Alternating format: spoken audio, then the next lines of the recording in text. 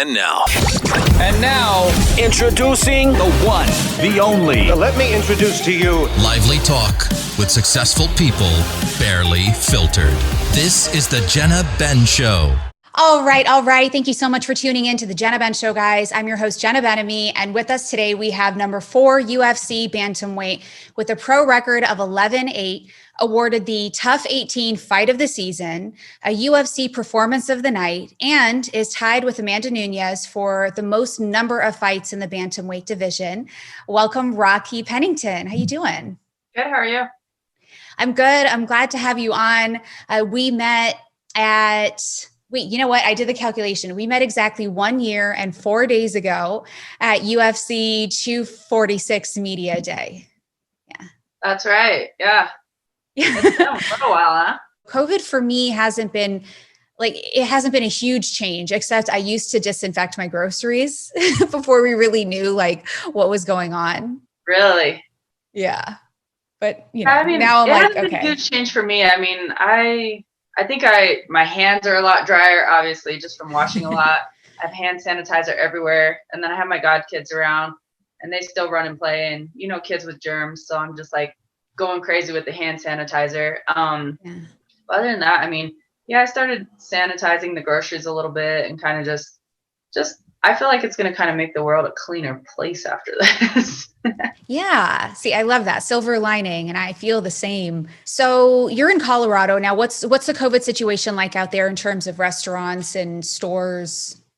You have to wear a mask everywhere you go. And then as far as the restaurants, it's pretty much just, I think, at 25% capacity right now. So it's a little different. They're not there was a period where they weren't really allowing you to go sit in past 5 p.m. But I feel like the rules are just constantly changing. And for me, I'm always eating at home anyways. So I haven't paid too much attention. It's just weird for me when I go to the store and I get ready to walk in there and I forget a mask. And I'm like, got to turn around, go back, get my mask.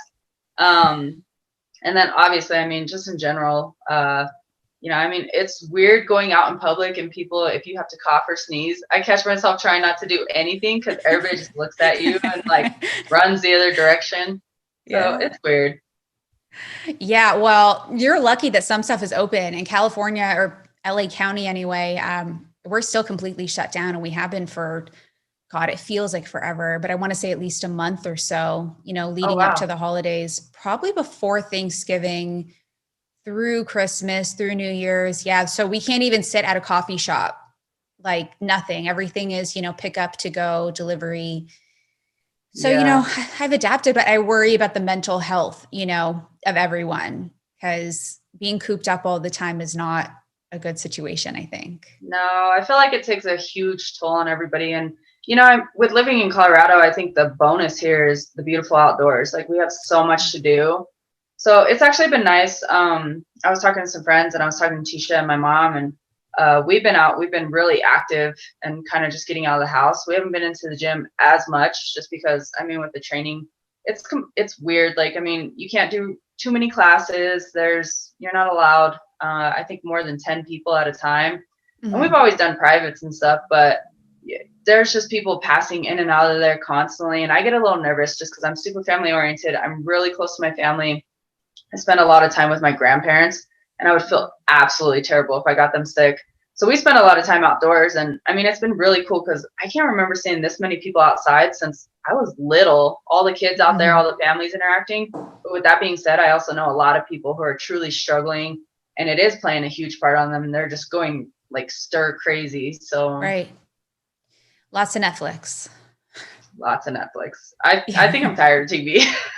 I know. I'm I don't even watch the shows, and then I'll kind of binge watch them one day and then take the week off, I don't even know what to watch anymore. I feel like I've watched everything out there. Is there any more suggestions? Nope, I've already watched that. So I was watching a lot of reality TV before, but then I realized that that's actually not good for me because I would notice my anxiety levels would kind of increase whenever there's a conflict, and I feel like someone you root for the underdog. So I'm no, you're being mean to her. I don't like it, Yeah. Yeah.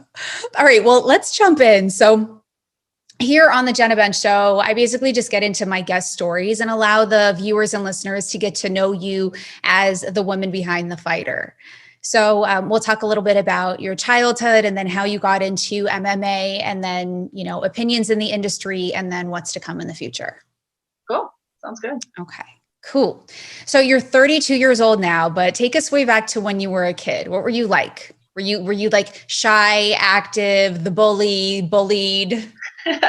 So I actually grew up, I've always been active. I've been in sports since pretty much I came out of the womb, it feels like. My mom, she's been a gymnastics coach. She did gymnastics growing up, and then she's coached ever since I was born. So nice. She would put me, she had like the little onesies for me, like the little button ups, but it was a leotard that matched her gymnast. And so I've been around like gymnastics. And then when I got to an age that I can start walking, start doing things, I started with baseball with my cousins, and just, I think I've done every sport you can possibly think of. And the worst one, I'm terrible at golf. Don't try to give me golf. But so yeah, I've just always been active. I grew up a huge tomboy. I have just three female cousins and like a gazillion guy cousins. I have a younger brother, and then I just grew up in a huge Hispanic family. So eating all the food, doing all the things, but I've always been really shy. I was like that girl who would hide behind her mom's leg and just kind of like not want to talk too much. And then as I got older, I really came out of my shell. Just huge into basketball, softball, volleyball. I love adventure. I'm kind of an adrenaline junkie, which I think why fighting fits that for me. Yeah. But I mean, I do everything outdoors. I grew up hunting, fishing, camping, snowboarding, ice climbing, rock climbing, like anything you can think of outdoors. I grew up doing that. So just, I mean, always active. I've never heard of ice climbing. So it's a lot more intense, but it's pretty much just like rock climbing, except for you have the ice picks and you have pretty big spikes. That we call them crampons, but you have them on your boots and you just go climbing up the side of a mountain where it's just like a lot of frozen water that's stripped over or something. And it's just created really nice ice walls. And yeah. Oh my God, that sounds so dangerous though, because at least with rocks, you know the consistency, but it's dangerous. I mean, obviously you can slip if you're leading. I don't lead. I don't play that dangerous. But I mean, it's dangerous. And then of course, if you hit certain areas, you're breaking the ice. So areas can crack and different things. But I mean, I feel like, I guess the way that I like to look at it is I can wake up in the morning, I can be really clumsy, trip and fall, hit my head on the dresser or something. And there's the end of that. So if something's going to happen, I'd rather just have an adventure behind it. You're like, I want to go out big. Yeah, basically. Oh my God. I love it. I wish I had that courage, but I'm more of like the play it safe type. I like to have fun and I like to hike and stuff, but everything is kind of like calculated risk, you know? Yeah. Yeah. I mean, I think I have that balance with Tecia. I've had to like kind of drag her out and just kind of get her used to, it's funny because she wasn't very adventurous and now she does all the things, but she's more of the thinker. And I'm like, it's fine. Like, we'll just take it as it comes. And you know, I mean, if something's going to happen, I've been through a lot of stuff. So I think that's why it's just, I don't let that fear get the best of me. Well, she's keeping you alive, I think is what's happening. Maybe. Yeah, maybe. Yeah. So I read that you broke your back, I'm guessing in high school because you couldn't do sports in college. So how did that happen? Yeah. So I had some athletic scholarships for basketball and for softball. And then I was actually snowboarding.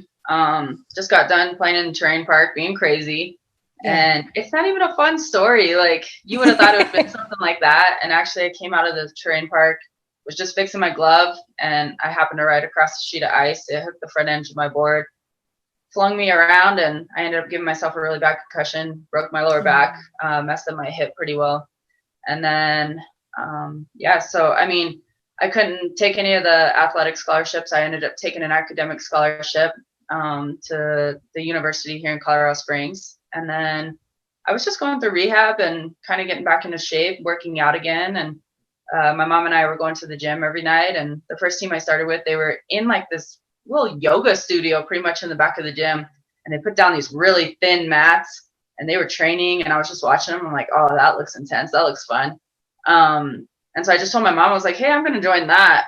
And I think then she thought it was a good idea just to like get me going again, get me motivated. Because when I was, I want to say 12, I asked her if I could join boxing. My best friend growing up, her dad was a professional boxer and her two brothers were professional boxers. So I would always go to some boxing matches and I thought it was awesome. And I told my mom and my dad and they were like, no, your teeth are way too pretty. Or your teeth are too nice and you're too pretty. And I was like, what in the world? So instead I fought my cousins, but that's kind of how that happened. So yeah, I broke my back and then it kind of put me on my path to fighting. Wow. Okay. That's so interesting. And you're so well-rounded. I mean, you were a really good student. You're also athletic.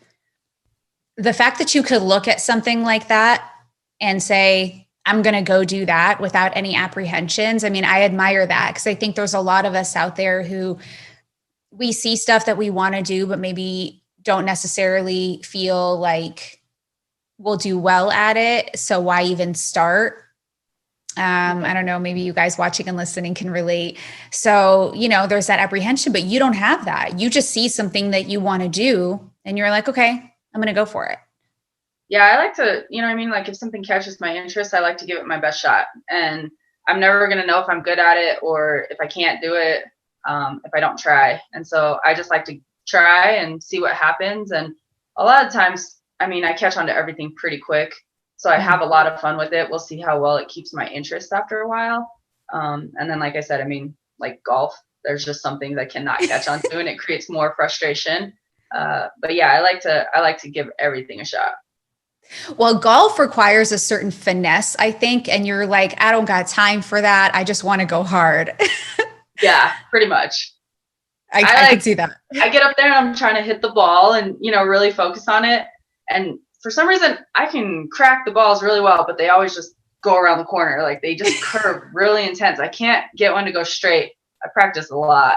And then I think my swing is just really too hard because before I know it, my back hurts. I'm whipping myself in the back. I don't even know how it's possible, but I feel like I give myself injuries playing golf. That's so funny. Now I kind of want to see you golf. Maybe I'll go do a live video at Top Golf trying to do this. You have to, and then give me a heads up. I'll watch. Okay. So, all right. So then your mom thought it was a good idea for you to pursue that, as an interest as you were healing, but then you take this detour, this hard detour into MMA and you're like, all right, this is actually what I'm going to do though. So yeah, you're really smart. Yeah, you're pretty. Yeah, you're athletic, but you're going to go be a fighter. Yeah. I went in there, we talked to the coach and he was like, all right, well, yeah, practice is at this time and this time, come in tomorrow. Okay, cool. Came back and jumped on the mats. Well, my very first training session ever in MMA was sparring. And he's like, yeah, so we're sparring today. And I was like, yeah, what does that even mean? And he's like, oh, well, we're going to do like a technical little fight here. And I was like, oh, okay. And so had no idea how to wrap my hands. He hands me some hand wraps and I'm just staring at these things. And he's like, do you know what to do with these? And I was like, no, not really. So then he shows me this really quick way, wraps my hands, hands me some gloves and throws me in with this guy. He turned out to be one of my best guy friends for the longest time, but he was 6'5". And I was like, okay. And I'm 5'7". And so, my first experience was doing that. But then I think just getting thrown into that and having the challenge of somebody coming at me, having to move away from the punches and just really find a dynamic. It really hit that challenge button for me, which you cannot give me a challenge because I thrive off of that. So then it really caught my interest in there and I fell in love. So I started training, came home, told my mom, I think it was 2 months in because the coach talked to me and he's like, you're a natural. And came home and I was like, hey, and I showed her a fight poster. I had a fight lined up. I fought my first fight in Wyoming and she's like, yeah, this is not happening. Said, oh, but it is. So I started training and 4 months later, I fought my first fight. And then I just went on from there and I finished my amateur career 7-1 with 6 little titles and ranked number 1 in the nation at 135 pounds. It was pretty cool. Wow. That's amazing. And I'm sure you have maybe your parents' home, you have like a whole wall of like plaques and trophies, right? Yeah, so I have all my belts hanging, and then I have like the different, just like memorabilia that goes with it, some photos for those moments. My mom's house, like she's my number one supporter. She's my weight cut buddy. So she just became like, I swear her house is just like a shrine of me. It's kind of funny, but I can like watch myself grow through the sport, which is really cool. Yeah. Oh, I love that you have such a supportive parent. That's wonderful. You've decided 2 months in, you tell your mom you're committing to this, but once you started to like fall in love with the sport, I'm sure you started to watch it. And I've started to ask people recently, now, who is that fighter, that man or woman that caught your eye and you're like, I want to be like that guy or girl?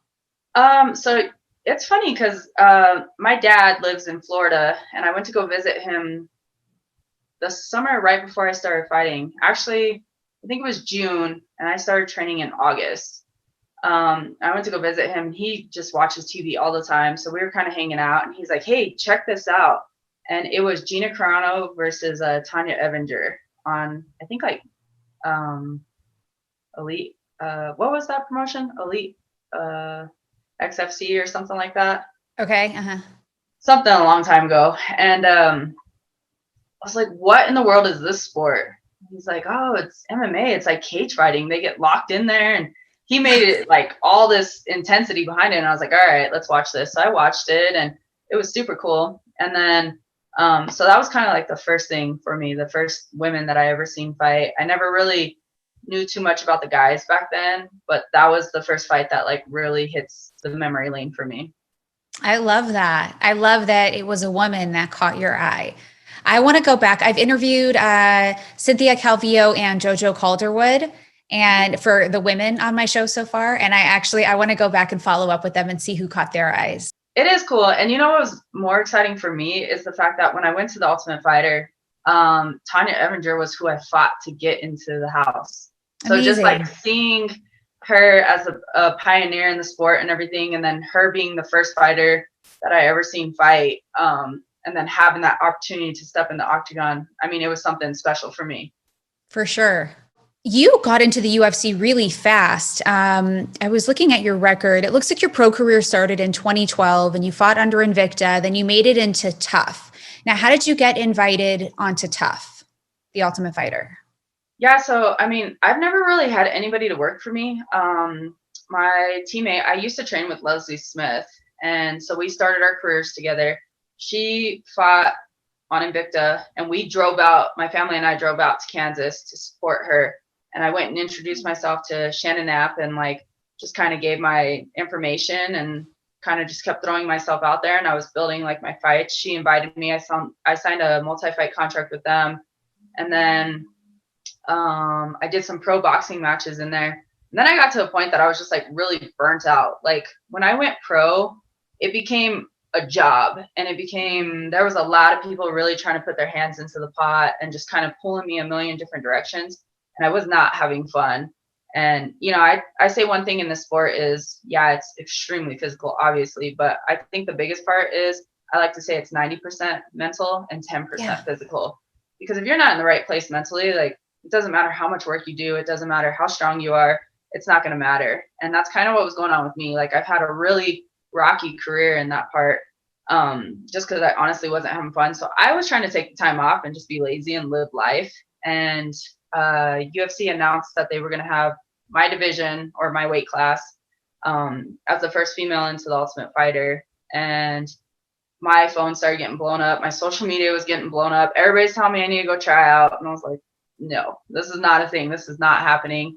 And then finally I sat there one night. We were out watching, I don't remember what fight it was, but we were watching the fights out at one of the local sports bars. And my cousin called me. He's like, hey, you should really go try out. And then all of a sudden they like aired across the TV and they're hyping it up. And so it kind of started hitting a spot for me. And I was like, you know what? So I talked to my mom and I was like, all right, let's go. And we decided to drive out to Las Vegas. So we watched Miesha Tate versus Kat Zingano.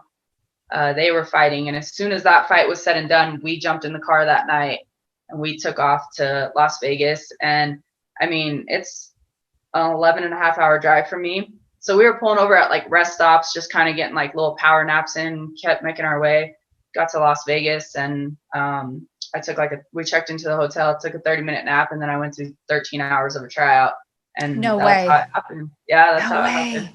Okay. Now, I know I think I talked to Jojo Calderwood about this. She kind of knew that she was going to get the UFC contract regardless of the outcome on the show. Was it like that for you, or did you feel like you had to really fight for it? Literally. No, so I feel like we really had to fight for it. I feel like with the other girls division, like we kind of paved the way for them.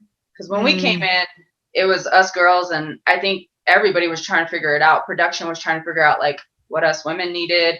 UFC was trying to figure out the clothing. They were trying to figure out like sports bras that worked for us. They were trying to figure out, we were still wearing the long board shorts. It was just all the different things. And so they were asking us for like tips that we can do. And then all of a sudden when season 20 with the whole, what was it? The all girls show, the 115ers.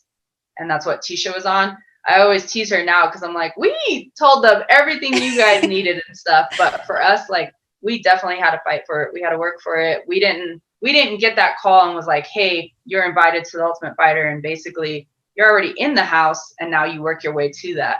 It was like, all right, you can come, you can do the tryouts. If you make it past that part and you get invited back, then you have to fight to get into the house, and then you have to keep working your way up. So it was just constantly like, we had to work.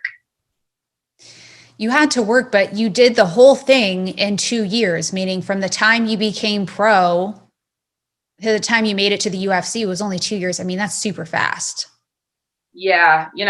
I lose track of all that. Like every time I'm doing an interview, or like even when you started just now and you like list out some of the stats or like the timelines in my career, I mean, going through and doing fight camps, I lose track of everything that I've actually like achieved in this. And it's super cool to like really see.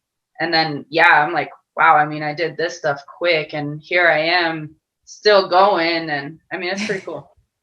Yeah, still going since 2014 in the UFC. That's pretty awesome. So what was more exciting for you? Was it that moment when you decided you were going to do tough, or actually getting your UFC contract? I think they were both rewarding in their own way. Like the moment that I decided, and then when I got the call to come back and actually try to fight to get in the house, I mean, it's all been like surreal almost, just with these moments that keep getting thrown at me. And so I like to just embrace the journey and take it one step at a time and go. And, with everything that happened and being on the Ultimate Fighter, just that experience, I mean, you're living your dream. You're eating, sleeping, and training and fighting, and that's it. And, I still remember my fight against Jessamine Duke. I think it was on a Monday, but it was at 1:00 in the afternoon. And I was like, man, this is so crazy. Like the world is working and doing different things. And my mom probably has no clue, but I'm about to walk into the octagon right now. And then, we won fight of the season on that. So then taking it from there, that was super cool. And then I got invited back to the finale, and walking out into an arena filled with thousands of people. I mean, that was one of a kind. So there came that shy girl from when I was little. Just all the different emotions. I think all that was just like a really neat process. But I think the biggest moment was being the first to get called back from my season for an actual fight in the UFC. That was huge for me. So when I got my first fight, I fought Jessica Andrade in Dallas, Texas. And that was like a big deal for me. Okay. I'm pulling up your fight record now. Oh my God. Mike Chiesa won. Sorry. I saw that you were following Mike Chiesa as well. And it was like falling. Mine shut off. And I was like, oh. Yeah. Okay. All right. Well, sorry to pause the interview. Mike Chiesa and Neil Magny have both been guests on my show multiple times. I did my 100th episode reunion actually with both of them on it. And then I didn't know that they were fighting each other. So it was actually kind of funny because Mike's doing his analyst work. I was like, why don't you lead each of these guys in when I, kind of recap their year? And then, so I was like, all right, so any fights coming up? you know, and so him and Neil had to kind of fake it. It was really funny. I'll send you the link to the clip. It was cute. And so now I'm seeing that he won, and I'm totally like dead in the middle. I love both of them. So, you know, I'm happy for him. I'm sad for Neil, but that's the fight game. There can only be one winner, right? Correct. 50-50 chance. Yeah. Okay. All right. So now I'm going to your fight record. Let's see. You fought Jessica Andrade, and she's a beast. You won that one, and that was in September of 2015. No, the first time we fought, I lost that one. The second time. Oh, you fought her twice. Yeah, the second time we fought, I beat her. You lost via decision the first one. Yeah, we went to decision, and then right after that, we ended up fighting again. It was actually my birthday, my 27th birthday, that I fought her for the second time, and I submitted her in the second round. That's awesome. That was a rough fight. I took that fight on a 3 weeks notice. I was on vacation for like 7 months. Wasn't in the gym. I was just kind of living life. And they called, and I was like, yeah, got it. And my biggest challenge was just getting the weight off. And then I went out there and I had fun. But there's a really cool picture from that moment to where I, after I choked her out, I got off of her, and we both were kind of kneeled on the ground with our face into the mat in the same exact position. And they caught that moment. For me, I was like thanking the Lord that I didn't die, because I couldn't breathe, just because it was such a short camp and I just came back into the intensity. But yeah, that was really cool. Wow. Okay. I'm going to have to check that out. Now, you're open about being a lesbian, and I commend you for that in such a not only male dominated sport, but also just owning your shit and being like, this is it. And I have questions about your experience. And through these questions, I'm kind of hoping that people listening will have a better understanding of your experience, but also maybe feel like, hey, if she did it, I can do it too, you know? So when did you come out? I fully came out, like my friends knew probably around like 15 or 16. My family found out right when I was graduating high school. So I was 18. And then the world found out when I was on The Ultimate Fighter. I know somebody on The Ultimate Fighter, they had a brother who was struggling and was very suicidal, and they came and talked to us and was just like, hey, would you be willing to talk about these things? And there was other people on the show who they weren't willing to talk. And for me, it was just like, yeah, why not? You know, I always believe in being comfortable in your own skin. I feel like we were all brought into this world, and we're all unique for a reason. Like, you're never going to see things the way that I see things, and vice versa. And then, I feel like that's where everybody lacks, because opinions come into everything, and then judgment and all these other things, and it just brings a lot of feelings into it. But I feel like the number one thing is you got to be comfortable in your own skin, and you have to truly love yourself. Wow. For me, and I mean, it's a huge controversy with everybody, but being a lesbian, knowing who I am and stuff, this wasn't a decision I made. Like, I truly feel like I was born with this, and this is who I'm meant to be. And so, I just embraced it. I had a lot of struggle. I grew up Catholic. Like I said, a huge Hispanic family. I do have some lesbian and gay cousins, but it's different, I guess, when it's your kid.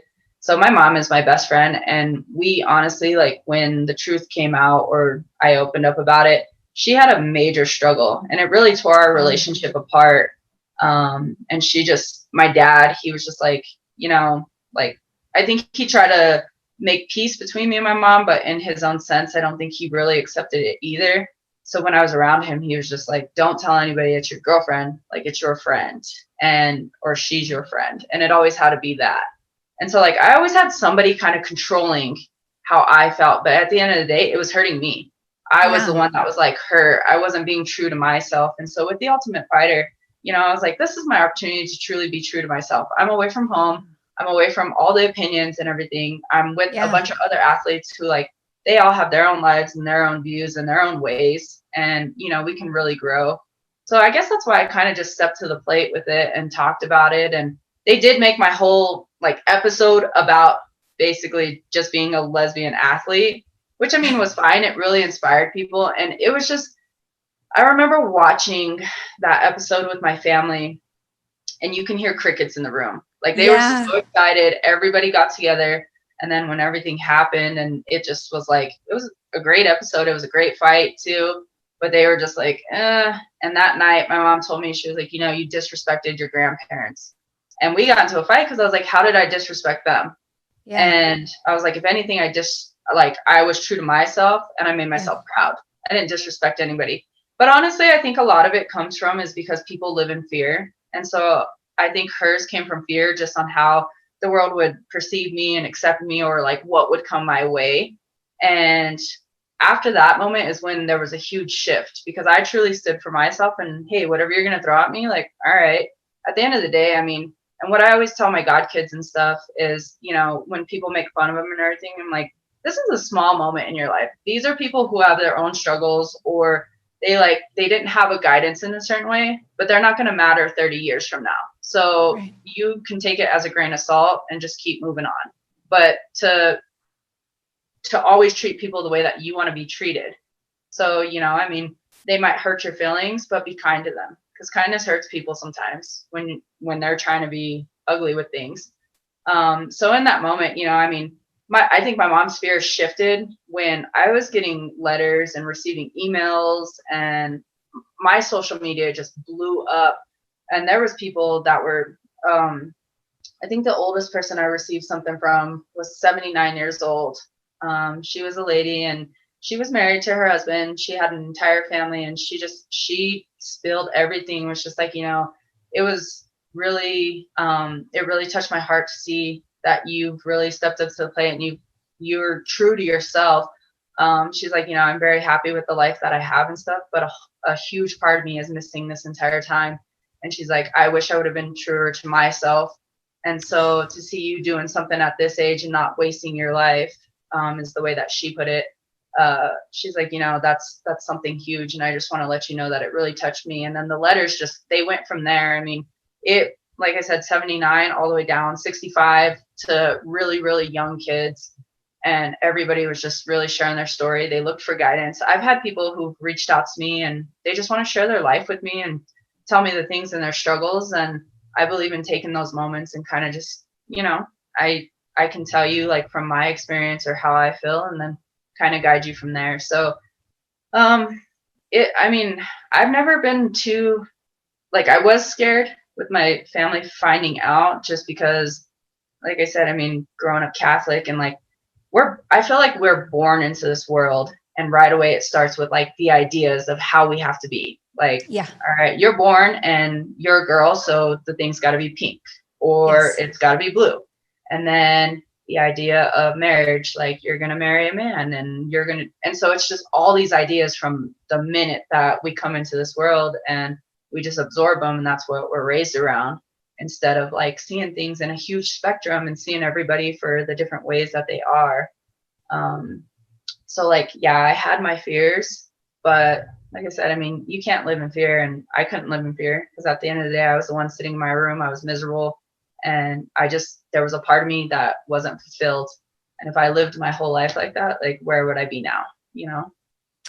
You are wonderful, Rocky. There's so much about you that's inspiring. And I mean, like, I'm inspired. Like, you were just like mature enough to sit there in that moment and say, is this the quality of life I want for myself? It's not working.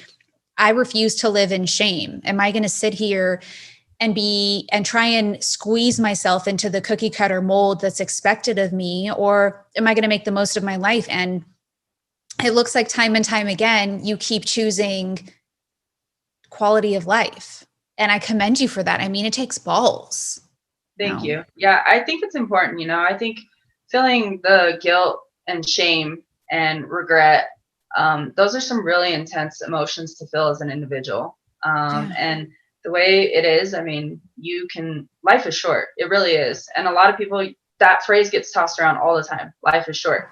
But do people actually look at that is the big thing. And for me, it's like, okay, let's just say the average person gets to live 80 years. That's 80 summers. That's it. Mm-hmm. And so it's like, okay, when you look at it in a different spectrum, I mean, life is truly short and there's so much beauty to it. And like, there's so much uniqueness to it.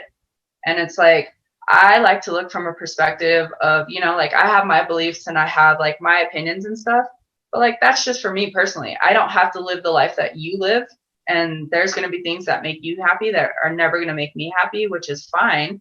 Right. And that's how it should be. Like, we just have to look in a larger spectrum of things instead of just this, like, hey, this is the straight shot. This is how it should be. These are the beliefs and whatnot. And I think a lot of people too, there's, like I said, there's a lot of that fear. And so a lot of people don't know how to just kind of broaden their thoughts and stuff and go from there. Now, have you had any challenges as a fighter? You know, as a lesbian, you're into women, you're fighting women, you train with women. Has it gotten weird at all, or have people just been cool? For the most part, I mean, people's been cool. I did realize at the beginning of my career, especially as it started getting like more intense, I actually had a hard time. So when I train with the guys, because my coaches always get frustrated with me and they're like, you need to learn to take this athlete that is in the gym and put her in the octagon because you're totally opposite. And so like, I've done some counseling and I've done some sports psychology on it. Cause like I had a hard time going in there and actually just like beating up a female. Like, oh my God. Okay. Yeah. Like that was hard. So I was like, I don't know. Like, it's very different when I train with a guy as opposed to a girl. So that was one challenge. As far as anything coming from anybody, I mean, you have the people who are always going to have opinions. You have the people who like to call the names and stuff. So I've had people go out there and they'll call me like a dyke and all the things that you can think of. And it's just like, all right, whatever, take it as a grain of salt. But I think a lot more positive has come from it. So, you know, for fighting Amanda, we were the first two lesbians to ever fight and we fought for a world title. So they made like a huge thing about it. And then all the media and the stuff that we had to do just as far as that, I mean, there's so much positive that's really come from it. And I think it's left like a lot of inspiration to a lot of people. Yeah, I think so too. And about that fight, now you made it really far. You made it, it was a 5-round fight. You made it to the 5th round. And I think she knocked you out at like minute 2:36, if I'm not mistaken. That's crazy. I ended up tapping out, or like there was a stoppage in there. But that fight was a really tough one for me. I came back and I fought Misha. So I was like on my winning streak and just like in a really good place. I fought Misha in 2016 and then I went into the fight with Misha, which is why I was just jabbing. My jab was going 100 miles an hour in that fight, but I went in there with a torn shoulder. So my right shoulder was completely torn. My bicep was torn. And then I had to go into the major surgery with that. I have total reconstruction. I had to have a tendon in my wrist fixed. So I had wrist surgery and then I had to have a mouth surgery done. And I just did them like back to back. I had an 18-month layoff. And for me, I had this idea of, all right, yeah, I'm going to have surgery. I'm going to have surgery on my right arm, but I'm still going to the gym and I'm going to punch with my left arm and stay in great shape and do all the things. And that is definitely not what happened. So it kind of took a toll on my soul a little bit. I fell apart a little bit during that time. And I actually hit a little level of depression because I was just watching my body drastically change. I had no control over anything. I couldn't be in the gym doing what I loved. It was hard for me to get out and do anything because the doctor was like, you can't run, you can't do most things. My family was nervous if I went out hiking. Tecia got very protective on that and was like, no, we don't need to hike because what if you slip? You can't catch yourself. I was like, all right. So I tried to take her. Keeping you alive. Huh? Keeping you alive. Yeah, we went horseback riding. I convinced her to go do that. So I took her on a little date. We went horseback riding and my horse like kept wanting to walk next to the cliffside and then its foot slipped and we started to slide down the mountain. So I jumped off and I was still in a sling. And after that, it was just like, no, we're not doing anything. So anyways, my recovery was like really rough. And so I was kind of just trying to like really get back really fast. And then UFC kind of put a little bit of pressure. I felt when I came back, I asked if I can have like a less profile fight, high profile. I didn't want such a high profile fight. Yeah. And they're like, yeah, but if you take that fight and you lose, you're not going to fight for the world title for a while. And not many people get to fight for the world title. I left in a great position. So it's just like, okay, what do you do? You know? So then I agreed to the fight. I see this a lot. Yeah. Yeah, it was a lot on me emotionally. And so then I agreed to the fight. And then I got back into training and I was having some issues with that. And then I ended up breaking my leg. We were scheduled to fight in December and I broke my leg at the end of October, the very end of October. So I had to pull from the fight. And, you know, it wasn't just a broken bone. And I think a lot of people thought, okay, she broke her leg, broken bone. I actually barely avoided amputation. Like my leg was in very bad shape. I didn't have any filling in it. So from like the front of my shin all the way wrapped around to mid calf, there was no filling. Some days I would be in terrible pain. It would feel like 1,000 bee stings in my legs because of the nerve. And so there was just a lot going on. I was trying physical therapy. And when the doctor was like, hey, you're clear, or your bone is healed, for me, I was just like, I need to get back to myself. So they kept calling, and UFC kept calling, and they were like, hey, you want to fight in February? And I'm like, I can't. Then they're like, how about March? I can't. And then they were like, all right, May. And so it ended up coming out, I think, to like May 12th. And it was like, fine, I can do it. Whatever. Like, I will make this happen, because that's just who I am. Like, I will make things happen. And that fight was a huge emotional toll on me. Like, it was a lot to come back into. I mean, we were setting history with a bunch of things. I have this huge high profile fight. It's going to be my first fight after all these months off, after all the injuries. I sustained a sternum injury during that fight camp. And like, I honestly, like, it taught me, this whole time frame just kind of taught me how to slow down and learn about longevity instead of just like in that moment. But it was a hard lesson. And, you know, I guess where I'm getting to is I went into the fight and Amanda caught my leg within the first minute. I fell, and it took everything I had to stand back up, because it felt like I broke my leg again. And I've been in fights where I've had broken bones, I've had a fractured forearm, I've had cuts, and they've never fazed me. Like, I can perform through it. But the nerve damage and the pain that was behind that, I've never felt. And my adrenaline didn't even cover it. Usually adrenaline, like, we come out of those fights and fighters are like, okay, we're all falling apart because now we feel those injuries. Yeah. But that was something different, and the way my leg was reacting. So I went into complete defense mode. And then I had a really hard time after that fight wanting to even watch it, because the way I truly felt in there, I was like, I can't see that, because I already know what it's like. And then actually when COVID first hit and the world went into quarantine, ESPN was doing a bunch of reruns of fights, and my fight happened to come on, and Tecia's like, you want me to change it? I was like, no, I want to actually watch it. And I watched that fight for the first time then. And let me tell you something, I could not be more proud of myself for watching how I went, because knowing how I felt, and I know there was a lot of controversy with my coaches after that, because in the 4th round, I told them I didn't want to fight anymore, because I was frustrated. Like, I was beaten individually. And then of course, like, just constantly taking hits. But like I said, the pain that I was feeling, it was all the way up into my hip at that point. And there was just a lot going on. And like, that's where the warrior came out in me, but that's also where the stubbornness came out of me. And I just didn't want to give up. But there was a point where, again, longevity, and I should have stopped sooner, because then I went back to the doctor and I basically had to like restart. And they're like, you are like really messing up this leg. Like, this leg is not ready. So that world title fight was hard for me, because I as much as I wanted that world title shot, I should have truly taken the time and let my body heal to where it needed to be. Because I honestly set myself back a little bit further every time. And then emotionally, like, it beat me up.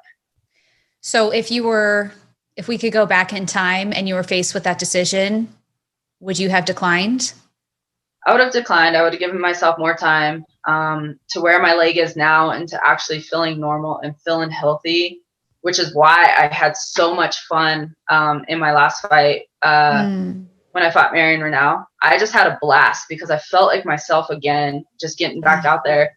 And so, yeah, I would have most definitely declined and given myself the time, because then right after that, I think my body was just going through so much.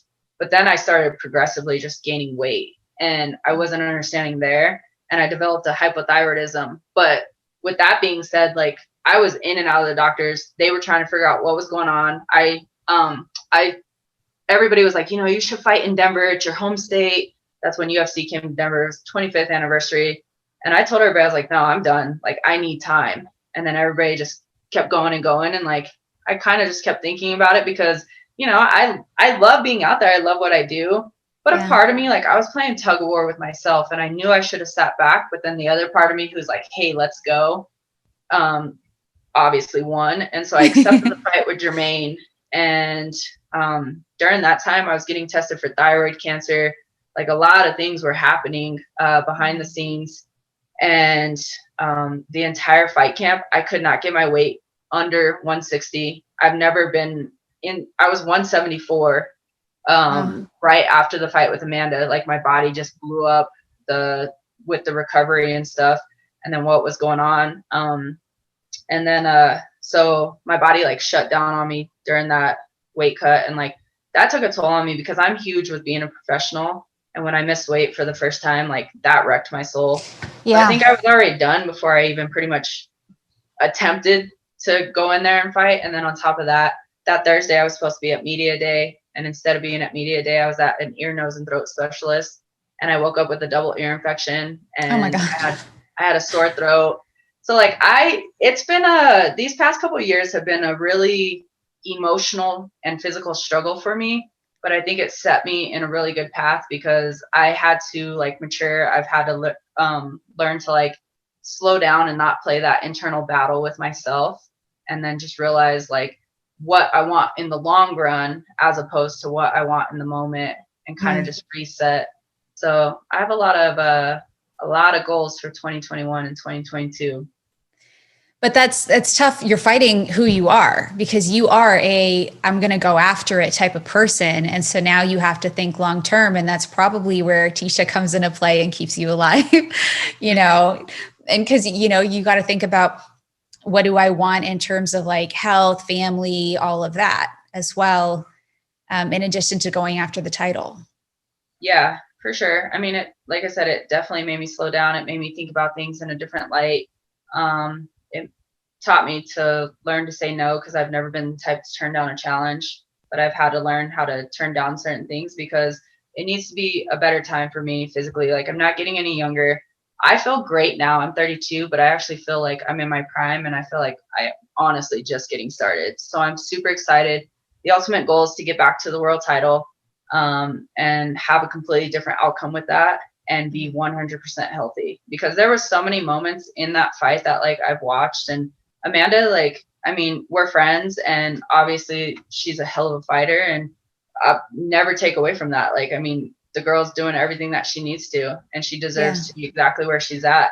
But in our fight, like, and knowing how I felt, like, there was moments that I was just like, gosh, like, I can see small glimpses of myself, and like, there's just so much there, you know what I mean? And so it's motivating.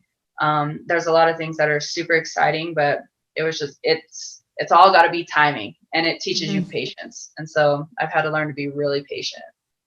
Because you work so hard to get there, you know, and you care so much. You got these camps. I mean, there's just like your whole lifestyle is committed to this, you know, these 15 or 25 minutes in the cage. And then the outcome will kind of 100% dictate your path, right? Like, it's going to either take you up or it's going to detour you. It does, you know, and it's, you know, those moments are hard. Like you said, that hurt stays with you for a long time. And then we're our biggest critics as is. And on top of that, living life in the spotlight, you're accessible to so many people, and having to have social nets and stuff, and having the people out there who just, you know, they're the little keyboard trolls, and they want to say all the things. And, you know, you're already kind of beaten within yourself. And then you have people, you read stupid crap. I mean, usually I can care less what anybody says, but there was a time frame that like a lot of stuff started really getting to me. So it was like, not only was I beating myself up, But then everything that other people were saying, and, you know, with the world title fight, people said a lot of things. And then I had my coaches who were really emotional on that, and people are threatening their families. So there was a lot of stuff getting caught from there.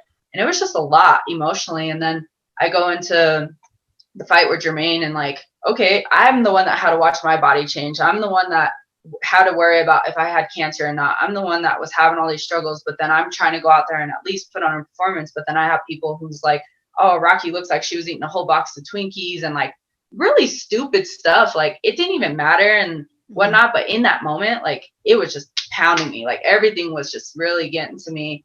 And so like, yeah, it is hard because I mean, we spend thousands of dollars in our fight camp. We're eating a certain way, like we're dedicating so much time into this. And I mean, you can go out there and you have it in your mind that like, yeah, I want to win the fight this way or that way. And like, you know, your capabilities and stuff, or you're prepared for a 15-minute fight or a 25-minute fight. But I mean, a fight is a fight. You never know what's going to happen.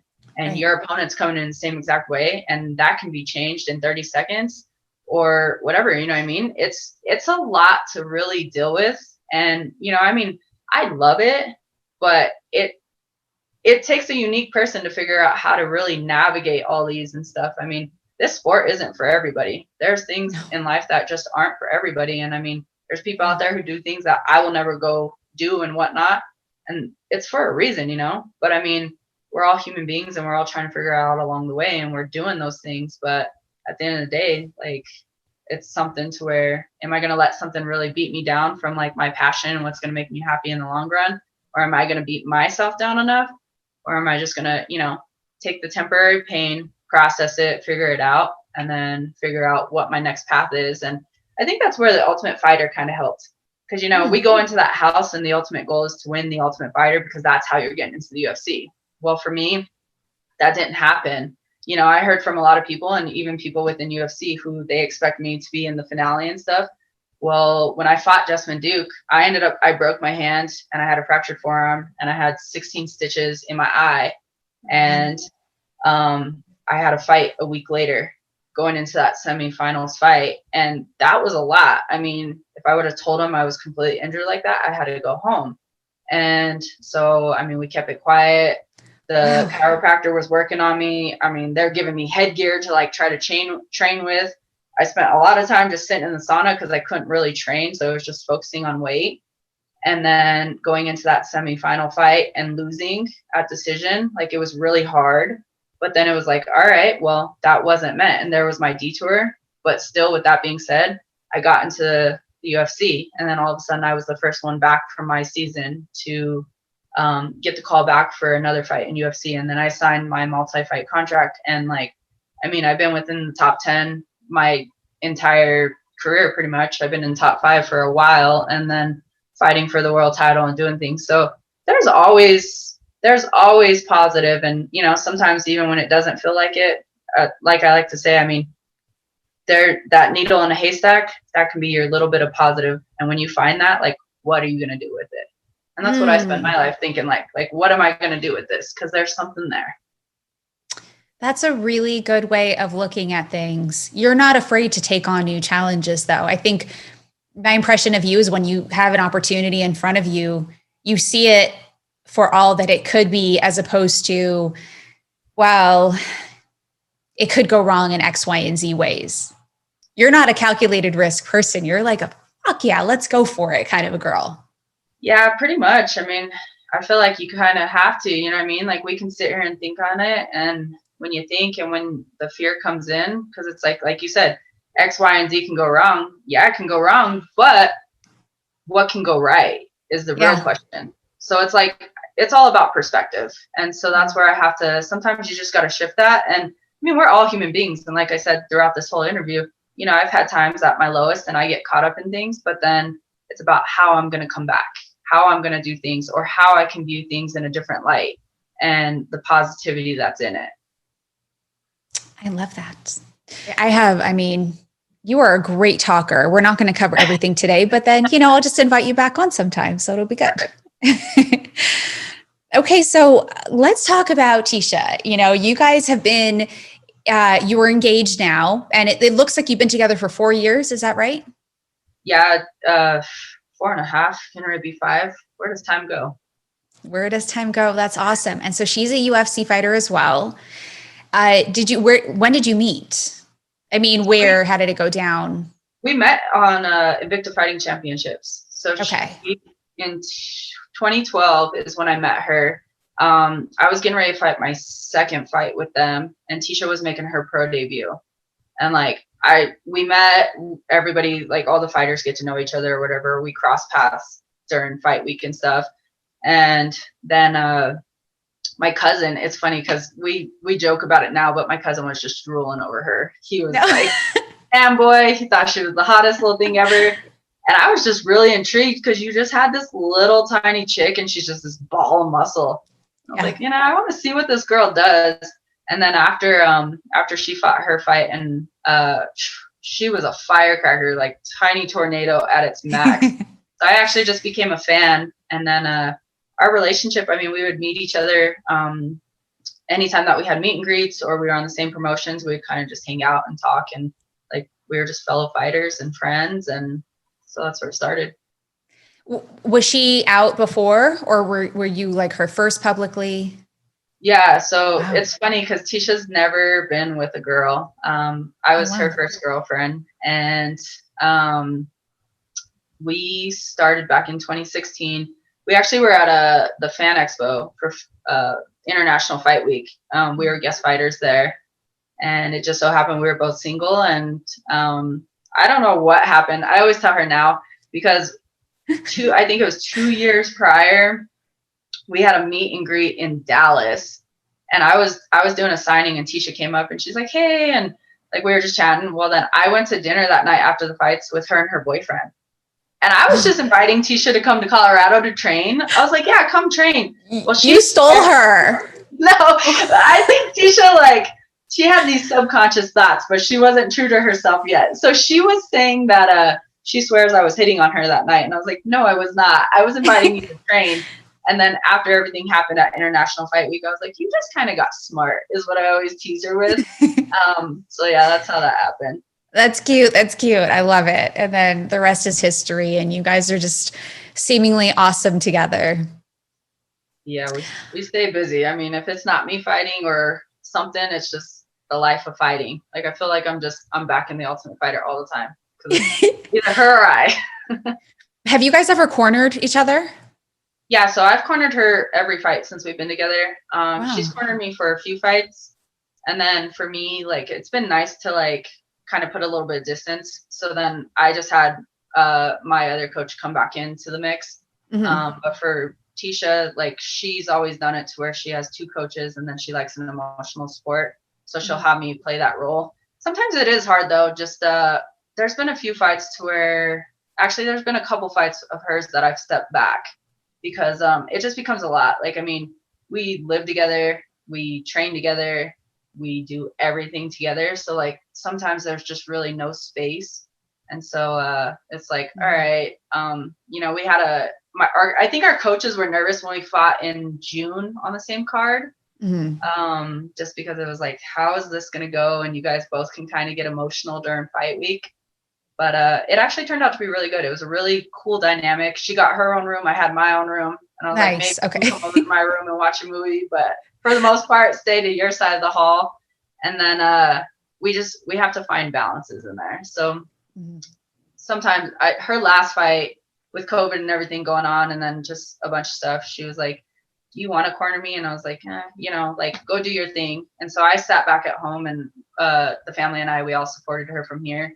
But then she was just like, that was actually kind of tough because I really miss you being there. So I'll probably stay sticking in her corner.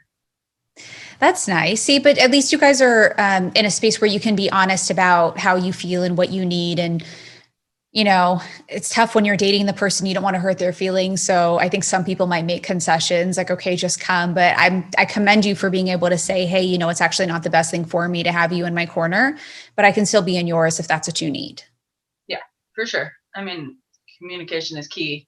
You're not going to understand each other if you don't have it. And so sometimes, she'll have different needs than what I do, but we just have to, if I can there's sometimes I was all right, do you want me at the gym? because we'll separate our training sessions too to give each other a little bit of a break. And so I'll go with like the guys and the coaches at one time frame. And when I'm walking out, she's walking in, or vice versa.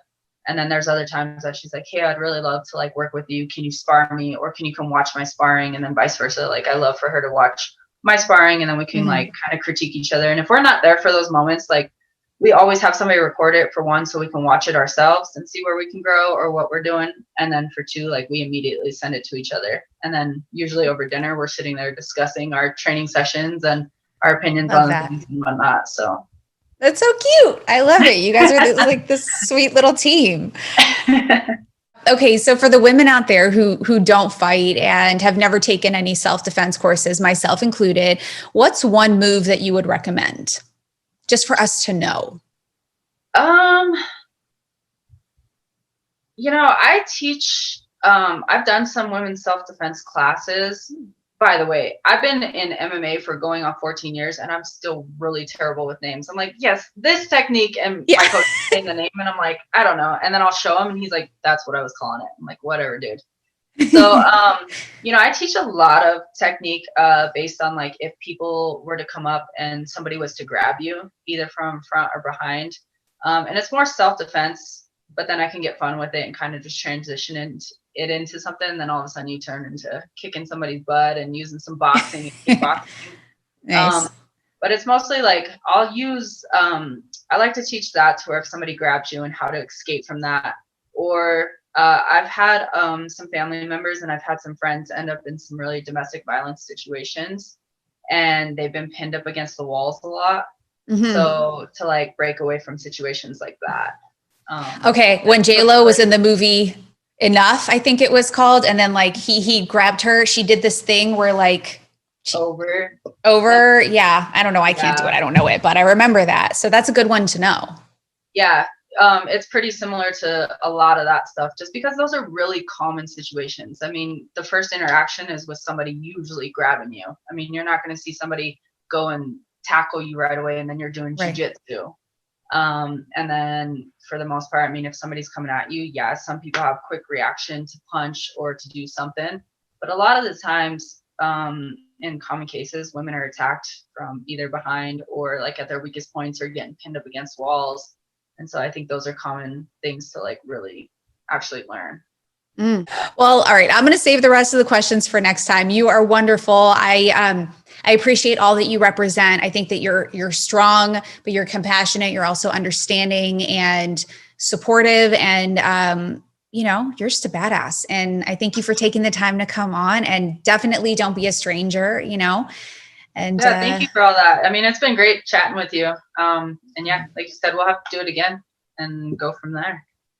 Okay. I'd love that. So give everyone your Instagram handle so they know how to find you.